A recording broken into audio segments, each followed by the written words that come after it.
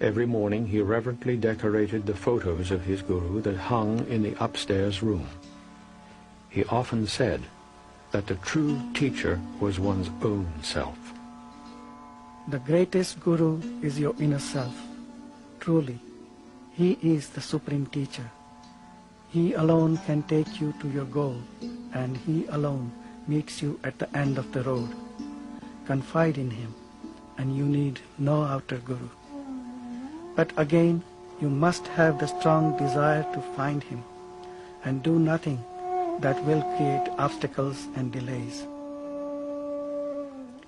You are never without a guru, for he is timelessly present in your heart. What he wants you to do is simply learn self-awareness, self-control, and self-surrender. It may seem arduous, but it is easy if you are earnest, and quite impossible if you are not. Everything yields to earnestness. The true guru will never humiliate you, nor will he estrange you from yourself. He will constantly bring you back to the fact of your inherent perfection and encourage you to seek within. Nisargadatta referred to the illusory sense of being, traditionally called the ego, as the I amness. He says that to find the source of this I amness and fully understand it as nothing more than a conceptual idea of oneself is the way to self-realization and wholeness. Maharaj asks the seeker to be in the state which is prior to the experience of I amness. The concept I am comes spontaneously and goes spontaneously. Amazingly, when it appears, it is accepted as real. All subsequent misconceptions arise from that feeling of reality in the I amness. The moment the feeling I am appears, the world also appears. Any image you have of yourself is not true. True knowledge is to abide in your own self. The teachings of Maharaj move our awareness from the I amness, this sense of separate identity, to a non-dualistic state of oneness with the Absolute, which is our real nature. Visitors asked for clarification concerning this state of emptiness. I mean, free of all content. To myself, I am neither perceivable nor conceivable. There is nothing I can point out and say, this I am. You identify yourself with everything so easily. I find it impossible. The feeling, I am not this or that, nor is anything mine, is so strong in me that as soon as a thing or a thought appears, there comes at once the sense, this I am not.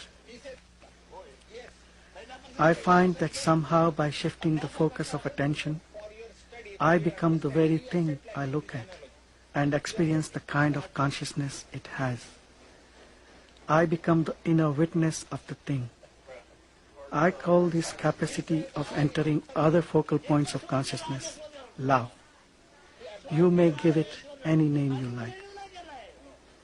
Since at any point of time and space I can be both the subject and the object of experience, I express it by saying that I am both, and neither, and beyond both.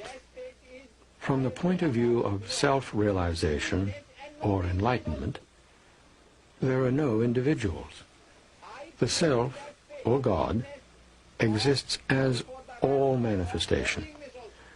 A visitor asked Maharaj how this individuality arose, and why we think of ourselves as separate individuals. Your thoughts about individuality are really not your own thoughts.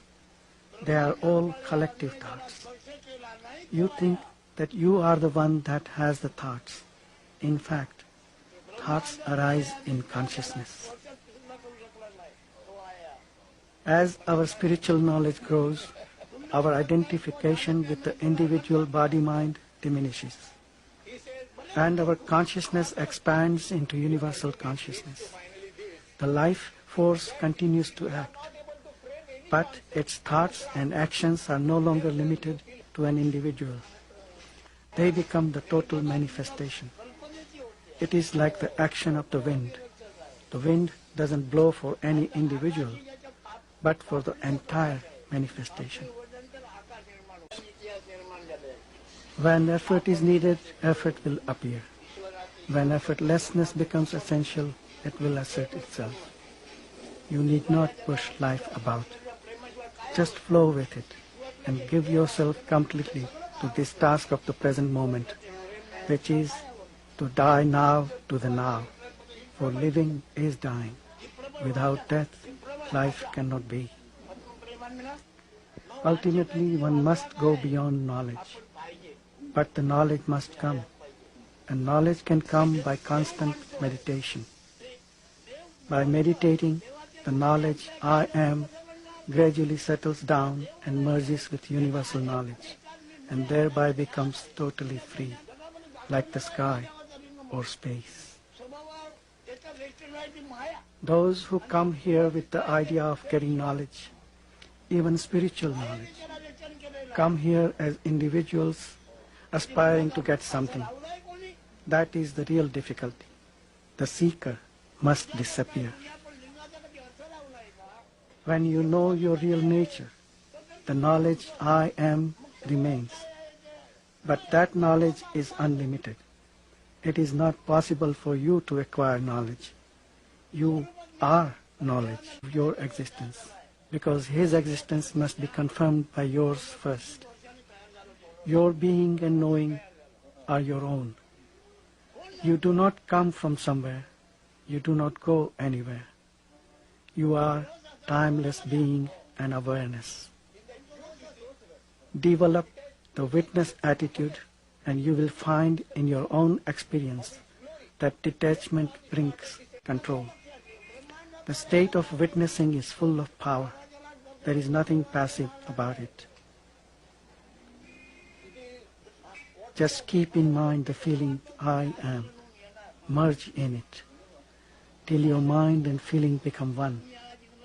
By repeated attempts, you will stumble on the right balance of attention, and your mind will be firmly established in the thought, feeling, I am. Whatever you think, say, or do, the sense of immutable and affectionate being remains as the ever-present background of the mind.